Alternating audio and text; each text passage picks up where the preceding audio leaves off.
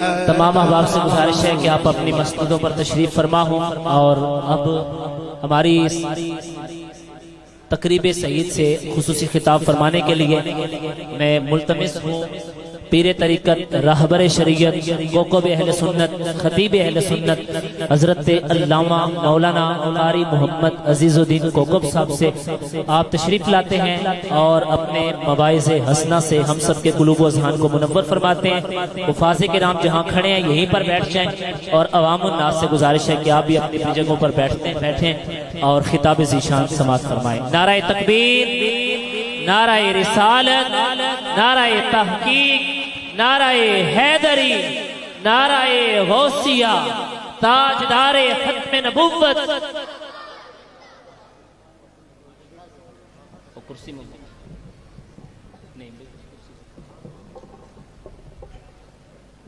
نعرہ تکبیر، بولو تو صحیح نہ سارے، نعرہ تکبیر، ابھی بھی نہیں بولے سارے، بولو نعرہ تکبیر، نعرہ رسالت، نعرہ رسالت، نعرہ تحقیق، نعرہ حیدری، نعرہ غوثیہ، تاجدار ختم نبوت،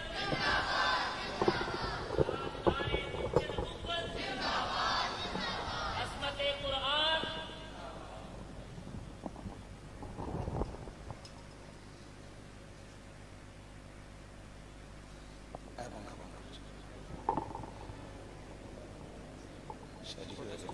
نہیں پنکھا بند کر دو شاہ جی قبلہ کیا صورت یاد ہے ہونا ہے کرنا کافی جی ٹائم کافی ہو جائے ہے نا جی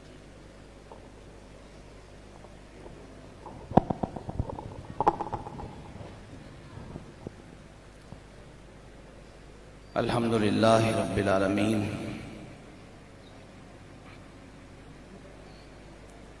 الصلاة والسلام على سیدنا و مولانا محمد وعلى آلہ و اصحابہ و اہل بیتہ و عطرتہ اجمعین۔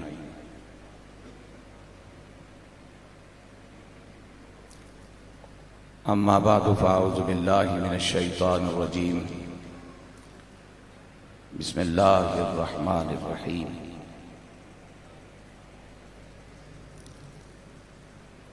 انا انزلناہ فی لیلۃ القدر وما ادراک ما لیلۃ القدر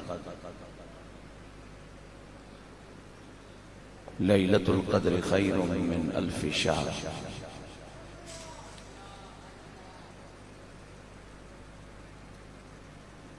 قال نبی صلی اللہ علیہ وسلم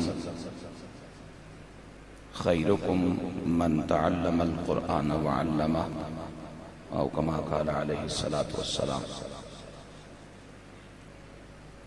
صدق اللہ مولانا العظیم وصدق وبلغ رسولہ النبی الکریم ونحن علی ذالک من الشاہدین والشاکرین والحمدللہ رب العالمین۔ شوق توجہ اور ادب سے عرض کیجئے الصلاة والسلام علیکہ یا رسول اللہ، الصلاة والسلام علیکہ یا حبیب اللہ، الصلاة والسلام علیکہ یا رحمت للعالمین، وعلا آلکہ و اصحابکہ و اہل بیتک و ازواجکہ یا خاتم النبیین۔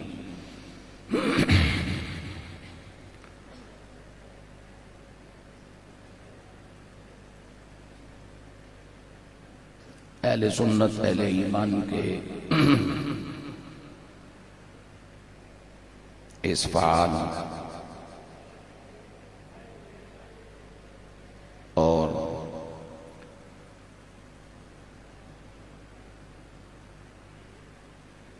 نفع بخش مرکز میں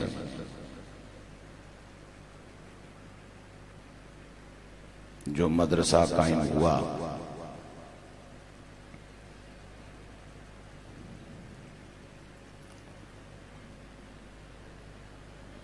اس درسگاہ سے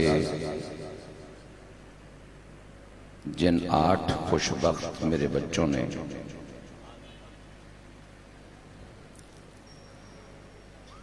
کتاب لا ریب الحمد سے لے کے والناس تک لفظ لفظ اپنے سینے میں محفوظ کرنے کی سعادت پائی۔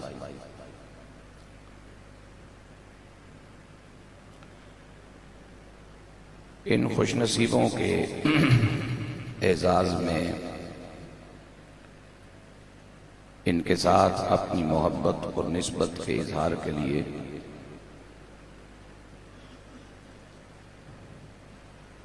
اور مجھ جیسے بے خبروں کو قرآن اور قرآن سے نسبت کا فائدہ اور نفع بتانے کے لیے منعقد ہونے والی اس عظیم الشان تقریب کے تمام مہمانان گرامی قدر،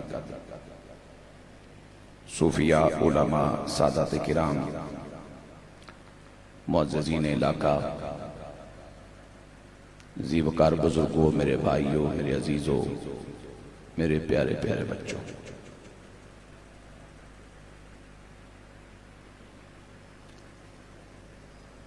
بہت کارآمد اور پر اثر گفتگو آپ نے برادر محترم فاضل محتشم علامہ نصیب الحسن ہزاروی صاحب سے سماعت کی۔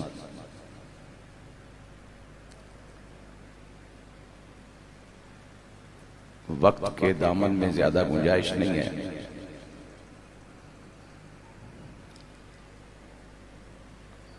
آج کے بیان کا آدھا حصہ میں آج پیش کروں گا اور آدھا انشاءاللہ آئندہ کسی ملاقات پہ اگر زندگی رہی تھی۔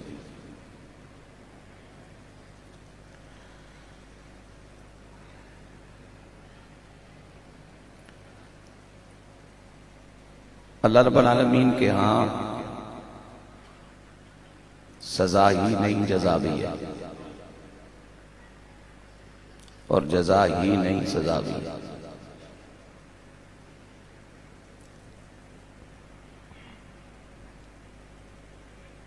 ہماری عوام کی اکثریت جس میں بھی شامل ہوں،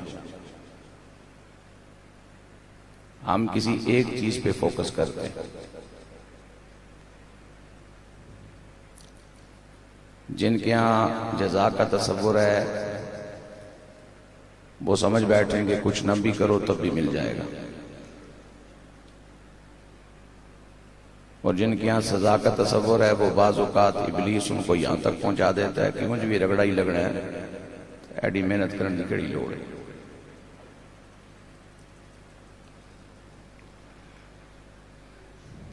یہ جن بچوں نے آج قرآن حفظ کیا اور آپ کے سامنے جن کی دستار کی گئی، عقل سے پوچھو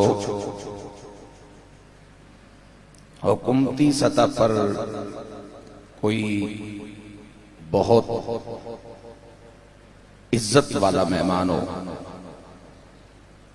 اس کے لیے سرخ قالین بچھایا جاتا ہے، ریڈ کارپٹ۔ اس سرخ قالین کی کیا حیثیت ہوگی؟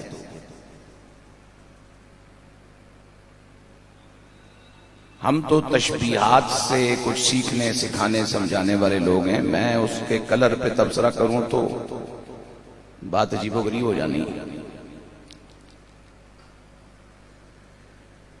رب کی زمین پر جو سب سے محبوب، مقدس، محترم، برکتوں، نوروں، خیروں، رحمتوں بھرا مقام ہے، وہ ہے مسجد۔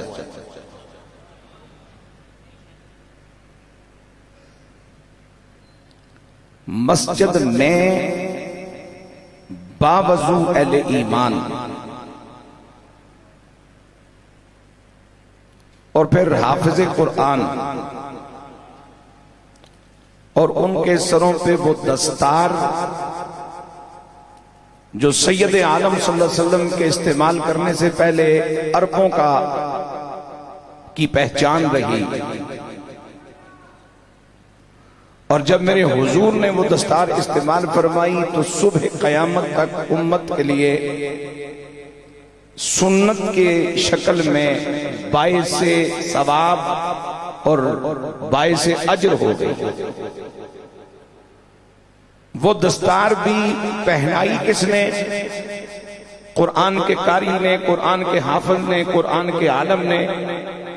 اور سرخ قالین پہ حافظ نہیں کھڑا، حافظ اللہ کے گھر میں رب کا مہمان بن کے کھڑا ہے۔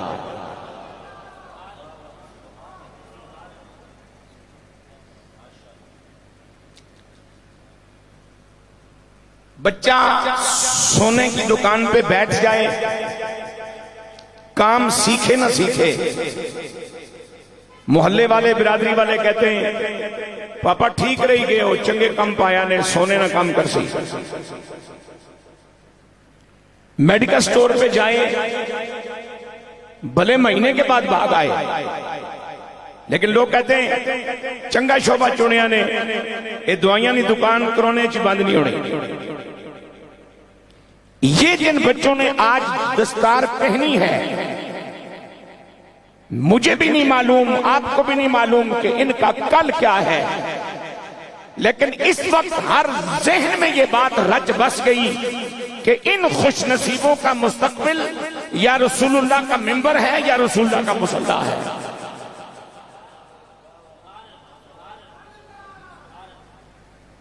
ذرا سبحان اللہ مسکرا کے کہہ دو۔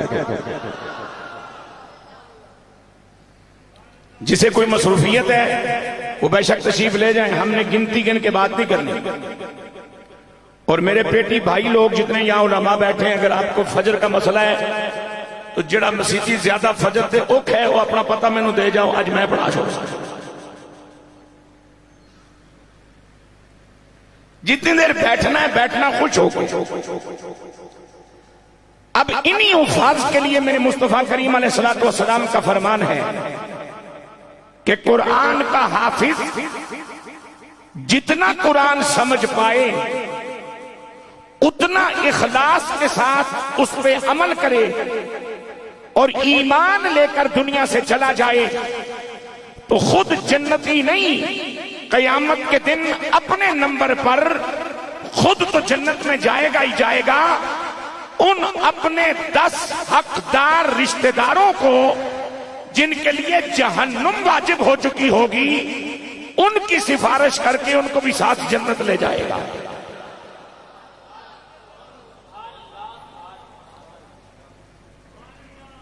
لیکن تصویر کا دوسرا رخ بھی سن لو۔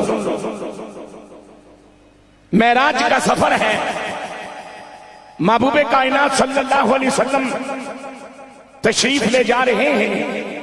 سیدنا جبرائیل علیہ السلام نے آقا علیہ السلام کی خدمت کی ذمہ داری سنبھال رکھی ہے۔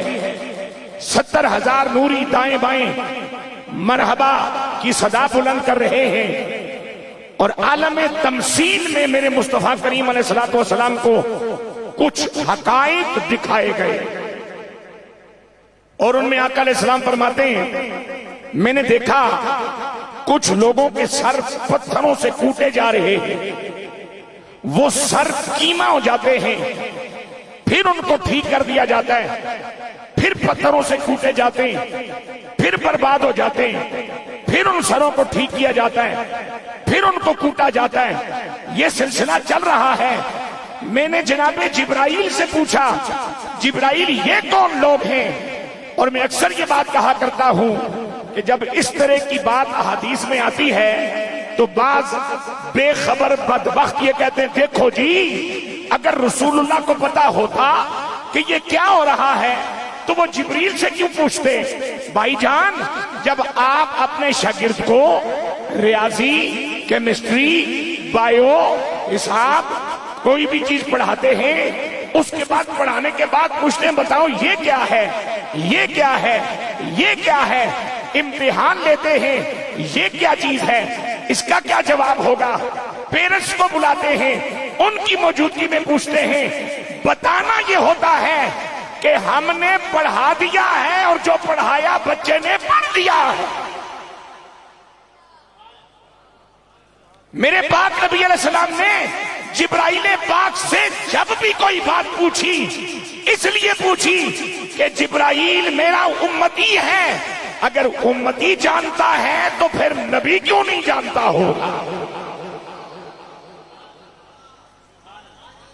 اے جبرائیل یہ کون لوگ ہیں؟ تو میرے پاک نبی علیہ السلام کی بارگاہ میں سیدنا جبرائیل علیہ السلام نے عرض کی یا رسول اللہ صلی اللہ علیہ وسلم، یہ آپ کی امت کے وہ قرآن کے حافظ ہیں جنہیں اللہ نے یہ دولت عطا فرمائی تھی کہ ان کے سینے قرآن کے نگینے بنے تھے، قرآن کے گنجینے بنے تھے، لیکن وہ ماحول انہیں نہ ملا، برادری نے تعاون نہ کیا، ماں باپ نے ماحول نہ دیا، بہن بھائیوں نے ماحول نہ دیا، یا خود انہوں نے اس نعمت کی قدر نہ کی، وہ قرآن کو بھلا بیٹھے۔ یہ اس قرآن کے بلائے جانے کی انہیں سزا مل رہی ہے۔ لہذا میرے بچوں کے سامنے یہ دونوں چیزیں ہونی چاہیے، جزا بھی بہت بڑی ہے اور سزا بھی بڑی سخت ہے۔ اور عام اہل ایمان کے لیے ایک بات کہتا چلوں، کبیرہ گناہوں میں شامل کیا ہے ہمارے بڑوں نے، قرآن کا حافظ ہو یا ناظرہ خوان ہو، لیکن حافظ حفظ بھول جائے اور ناظرہ پڑھنے والا مڑ تلاوت نہ کرے اور ناظرہ پڑھنے کے قابل بھی نہ رہے، قرآن کے ساتھ یہ رویہ کبیرہ گناہوں میں شامل کیا گیا ہے۔ اللہ ہم سب کو اس سے نجات عطا فرمائے۔ جو حافظ ہیں وہ اپنی جناب والا پٹڑی پہ چلتے رہیں، اور جنہیں ناظرہ پڑھنا آتا ہے وہ روزانہ نہیں تو کم از کم جمعے کے جمعے قرآن کی زیارت کرتے رہیں۔ آج قرآن پڑھیں گے تو کل ہمارے لیے قرآن پڑھا جائے گا۔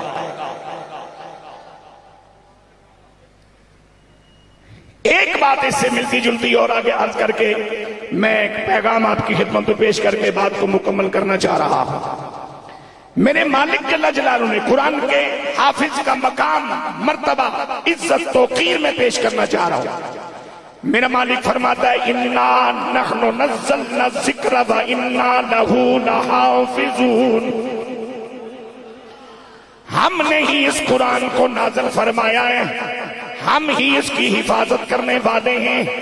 اے میرے کریم اللہ، قرآن کی حفاظت تیرے ذمے، اس لیے تو آج تک قرآن لفظاً لفظاً محفوظ ہے، حرف حرف قرآن کا محفوظ ہے۔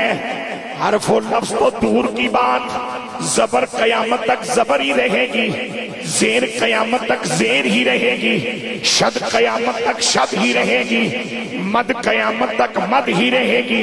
اس کے جو آراب متعین ہو گئے ان پہ بھی کوئی جناب والا حملہ نہیں کیا جا سکتا۔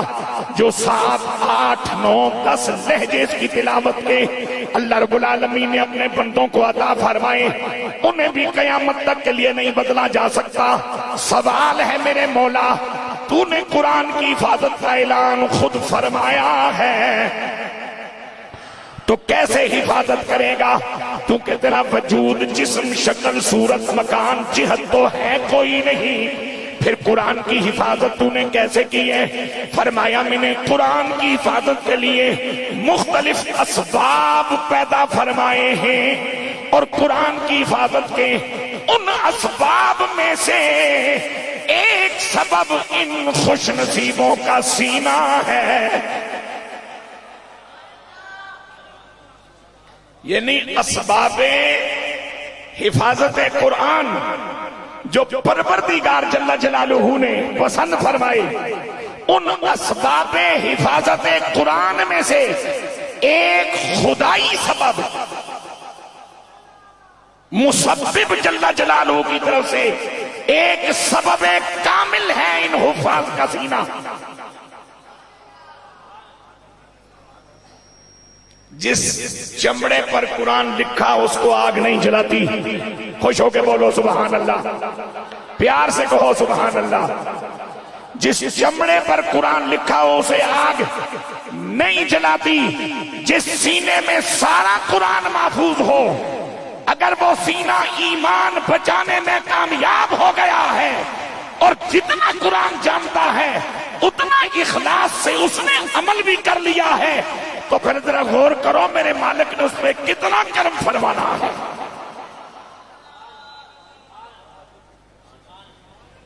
حضرت اقبال کا 2 مصرے علامہ نے پڑھے، میں مکمل کر دیتا ہوں پوری ربائی، ذرا توجہ سے سنیے گا۔ اقبال کہتے ہیں کہ درس قرآن مجھ سے اکثر احباب کی جمعے کے بعد گپ شپ ہوتی ہے، وہ اپنے معاملات مجھے سناتے ہیں، میں ان کو سناتا ہوں. تو ایک دن ایک میرے بزرگ مہربان ہیں، وہ مجھے کہنے لگے کوکب جی کہاں جو برکت نہیں رہی جڑی 30-40 سال پہلے سی. میں کہ سنگیا گالے وے اساں ہن تعویذ لٹکان تے آیتاں لٹکان تے زور لایا، ہن بھی کراں چ برکت پے سکنی ہے. کوئی ایک بڈھی ایسی لے آ، ککڑ باندھ وچ جاگن، چڑیاں بعد وچ بولن، کبوتر بعد وچ چوں چوں کرن، تے مائی پہلے اٹھ کے مصلا پا لگے.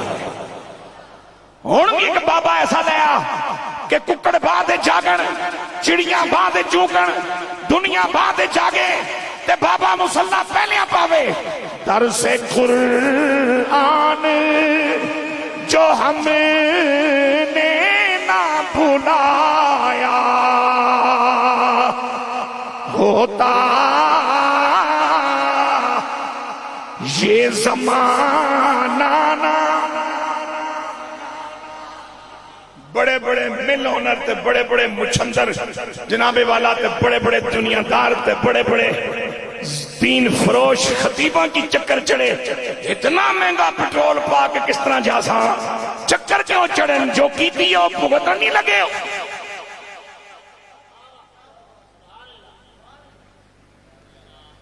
بندہ سارا سال کرکٹ کھیڑا ہے، پھر آگے پھر کیا ہوئی گیا، کوئی بندہ نہ پتر ہے. جو کیتی ہے وہ بھگت سا. اور اے ہن میں جمعے تے بھی ہمیشہ دوستاں کی مشورہ اللہ واسطہ دینا ہونا بھئی نس پج کرن نال تے ہاتھ مارن نال تے 2-2-3 شفٹاں ٹھونڈن نال گل نہیں پڑھنی. آؤ اپنا بھولیا سبق یاد کریے تے مڑ اپنے رب نال رابطہ کریے. درس قرآن جو ہم نے نہ بھلایا ہوتا یہ زمانہ نہ، یہ زمانہ نہ زمانے نے دکھایا ہوتا. چاٹ ڈالی ہے کتب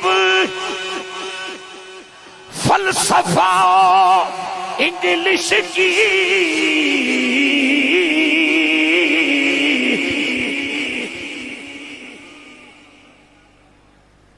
اسانیہ تنہا ماں کاٹی سہی ٹیکسٹ کوئی نہیں نا.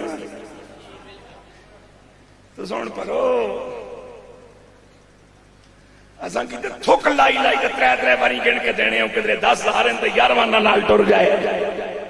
پرو کیتیاں ہر کوئی پاسی. چاٹ ڈالی ہے کتب فلسفہ انگلش کی، کاش قرآن کو 6,666 آیتوں میں سے چند رکوع مجھے امامت کی ذمہ داری نبھانے کے لیے یاد ہے، چند آیات کا ترجمہ جانتا ہوں. اگر اللہ نے مجھے آج تک محتاج نہیں کیا تو یہ جن کے سینوں میں سارا قرآن ہے انہیں اب کیسے محتاج کر سکتا ہے؟ اللہ اکبر یا رسول اللہ.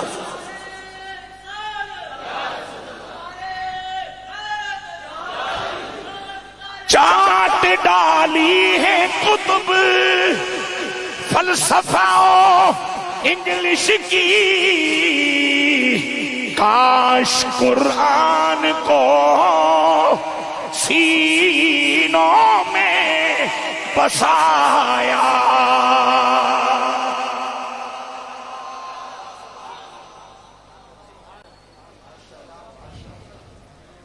اب میں وہ آدھی تقریر پیش کرنا چاہ رہا ہوں 20-22 منٹ میں، جو آج کی اس نشست میں نے پیش کرنی ہے.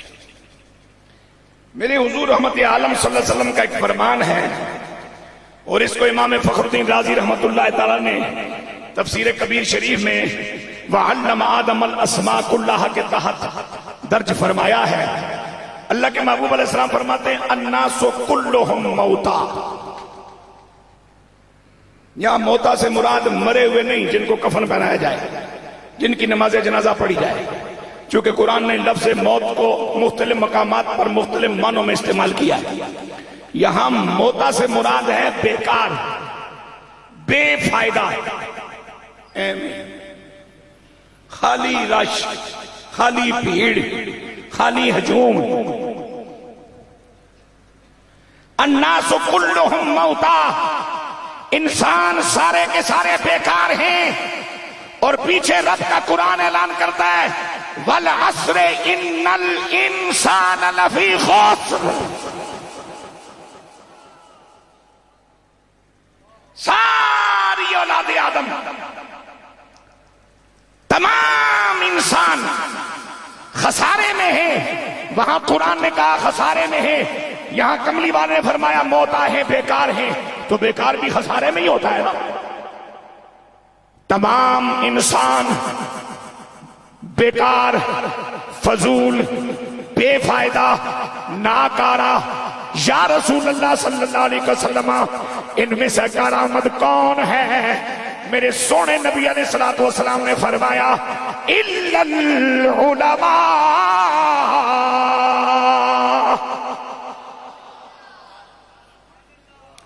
پورے عالم انسانیت میں کارآمد وہ ہے بیکاروں کی بھیڑ میں، بیکاروں کے ہجوم میں، غیر نفع بخشوں کی رش میں، کارآمد وہ ہے جو علم والا ہو۔ کیا ہو؟ بولو۔ اچھا، میں یہاں ایک بات سمجھانا بہت ضروری سمجھتا ہوں، یہ بات میں اکثر دستار فضیلت کی محافل میں مجھے یاد بھی رہتی ہے اور میں عرض بھی کرتا ہوں۔ ایک ہوتا ہے پڑھا لکھا، ایک ہوتا ہے علم والا، ان دونوں میں خاصا فرق ہے۔ پڑھا لکھا عالم ہو یہ ضروری نہیں، عالم کے لیے لکھ کر پڑھنا اور پڑھ کے لکھنا ضروری نہیں۔ غلط توجہ دے سو جناب، پڑھا لکھا عالم ہو یہ ضروری نہیں، عالم کے لیے لکھا ہوا پڑھنا، پڑھا ہوا لکھنا یہ بھی ضروری نہیں۔ علم نام ہے خبر کا، اور یہ ملتا ہے علیم جل جلالہ کی بارگاہ سے، اور علیم کی بارگاہ سے جو لنگر ملے یہ اس کا اختیار ہے کہ وہ کسی کو علم کتاب اور استاد کے ذریعے دے یا خود عطا فرما دے۔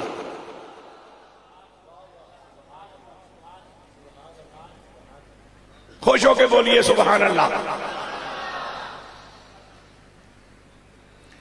ایک گل ویسے اپنی جگہ میں رج آخنا پہ شوتی چاہیے، لیکن تساں صبح 3:45 تو بعد مینوں چیک کر سکتے ہو، میں تمہیں ایلو کر سکتا، اس تو پہلے ٹیلی فون نہ چھاڑنا، چونکہ کئی نے ذہن جو سی وہ مولوی تو جا کے سونا سویرے اساں نے بہت کام میں اساں بھی کچھ کام ہے، پھر 9:45 بجے میں پھر سفر کرنا ہے۔ لہذا میں تائیں گل کر رہے ہیں کہ جتنی دیر بہنا ہے وہ خوش ہو کے، اس لیے کہ صرف نماز پڑھنے سے ثواب ملتا ہے اور رب سے محبت کرتے ہوئے نماز پڑھنے سے خدا مل جاتا ہے۔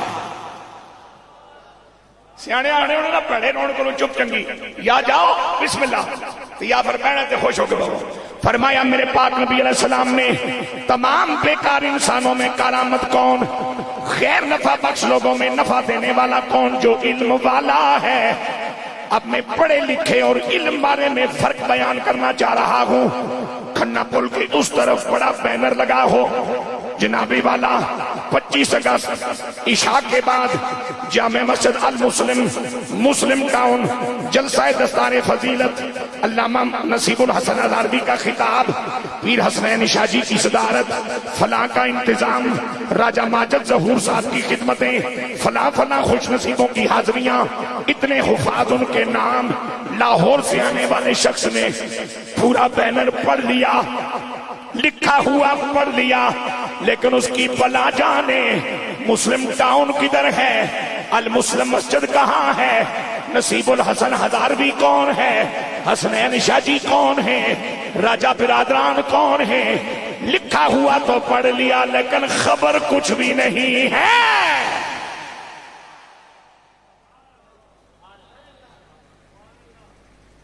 اب یہاں اس محلے کا ایک شخص ہے اس ایریے کا جو لکھا ہوا پڑھ نہیں سکتا، پڑھا ہوا لکھ نہیں سکتا، آپ اسے کہو گے کو قرآن ہے سرکار نے نعت پڑھنی ہے، وہ چکے مجھے سیاڑنا تو آکسی بسم اللہ جی میں بھی آسان ہے کو صاحب کو نعت سننی ہے، اس کا معنی یہ ہوا کہ لکھ پڑھ کر جاہل رہنے کا امکان موجود ہوتا ہے. جس کے پاس علم آ جائے پھر وہ جاہل نہیں رہتا، چونکہ علم نام ہے خبر ہونے کا.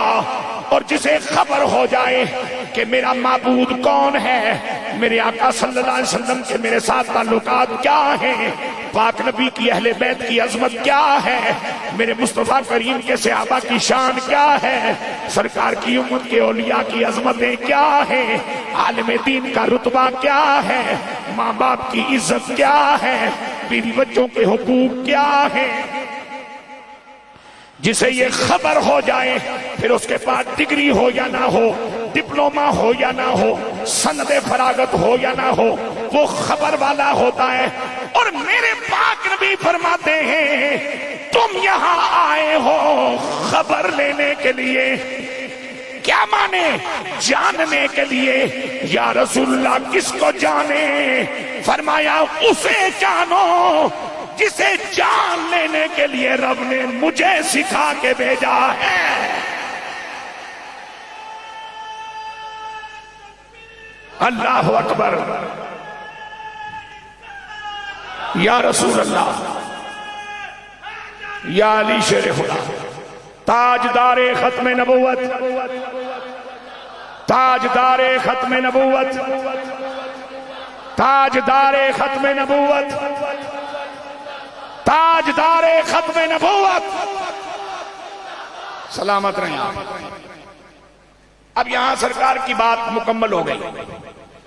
آگے کچھ پاکیزہ تعلیمات صوفیہ اور بالخصوص ہمارے آقا مولا سیدنا سہل بن عبداللہ تستری رحمت اللہ تعالی علیہ کے ایک طویل خطبے کے چند کلمات میں آپ کی خدمت میں پیش کرنا چاہوں گا. بات اپنے سے بھی ہو رہی ہے، آپ سے بھی ہو رہی ہے. اور یہ میں بات عرض کر دوں، میں نے ہمیشہ سن کے سنایا. جو باورچی چکھ کے پیش کرے نا اس کو شرمندگی نہیں ہوتی. میں سن کے سنانے کا عادی ہوں جب سے مجھے اللہ نے سنانے کی توفیق دی ہے.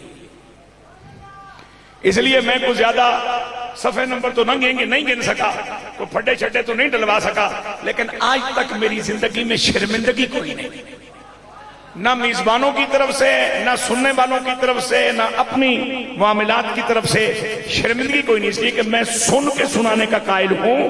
اس لیے کہ جب آپ خود سنیں گے تو آپ کو سمجھ آئے گی کہ آپ کیا فرما رہے ہیں، آپ کیا فرما رہے ہیں. اب یہ سبق ہم سب کے لیے ہے، صرف آپ کے لیے نہیں. میرے پاک نبی کا یہ غلام کیا خوبصورت بات کہتا ہے.